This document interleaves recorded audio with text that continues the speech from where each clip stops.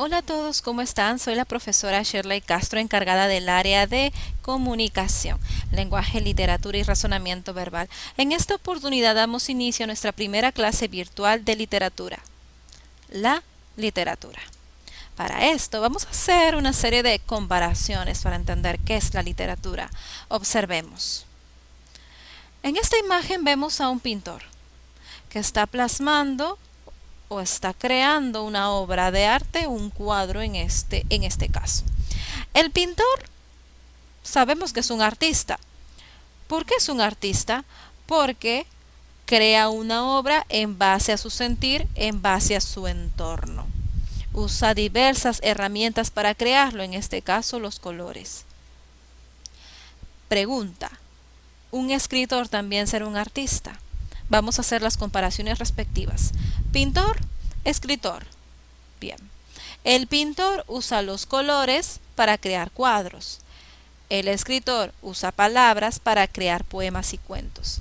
El resultado de un pintor es un bello cuadro. El resultado de un escritor es un bello poema, es una bella historia. Tienen muchas similitudes. A ver, veamos el concepto de artista. Artista, persona que crea o produce obras de arte. Los dos son personas que crean y producen obras en base a lo que sienten, al entorno, a lo que pueda inspirarles. Por ende, la literatura es un arte. ¿Qué es la literatura? Arte que utiliza la palabra como principal medio de expresión. Así como un pintor usa los colores para dar vida a su cuadro, el escritor usa la palabra para dar vida a su obra, a su historia, a su poema. También es un conjunto de obras literarias de un determinado país, lengua o época. ¿Cuál es la finalidad de la literatura? Transmitir ideas, emociones, sentimientos del autor a través de sus obras. Lo que busca un autor es transmitir su mundo interior. ¿Para qué?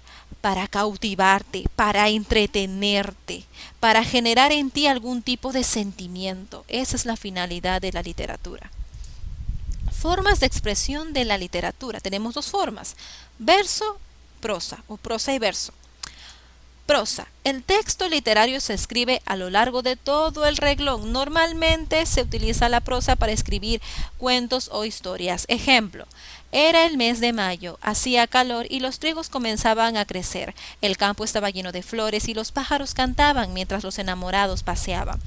Es una historia, por lo tanto tengo que usar todo el espacio que la hoja pueda permitirme. Eso es prosa. Cuando escribes un texto literario usando todo el renglón, de margen a margen. Verso. El texto literario se escribe dividiéndolo en pequeñas partes, unidades llamadas versos. Estos suelen tener musicalidad. Ejemplo: que por mayo era por mayo, cuando empieza a hacer calor, cuando los trigos se encañan y están los campos en flor. Si ven, la estructura de la escritura en verso es distinta a la de prosa.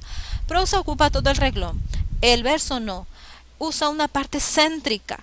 Y cabe recalcar que cada verso tiene una pequeña musicalidad. Mayo, calor, flor, encañan, tiene cierto ritmo. Eso es verso. Características de la literatura. Presenta un mundo de ficción donde todo es posible. Hay dragones, brujas, sirenas, todo, donde todo es posible. Yo puedo crear un mundo fantástico, puedo crear mi propio mundo. En la literatura nada es imposible. Muestra un uso especial del lenguaje, lenguaje literario o connotativo. ¿Para qué? Para cautivar al lector con sus historias o con sus poemas. La comunicación literaria está compuesto por tres elementos. El autor. El autor es la persona que emite el mensaje, es decir, crea con palabras el mundo de la obra. El autor es el emisor, él es quien envía el mensaje. Ese mensaje es su obra, su historia, su poema.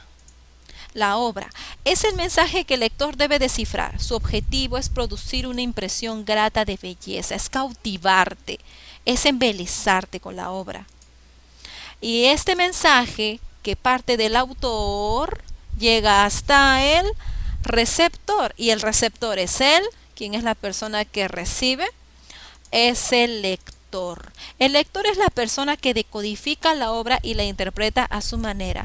Cuando todos leemos una misma historia, cada persona tiene una forma distinta de comprenderlo.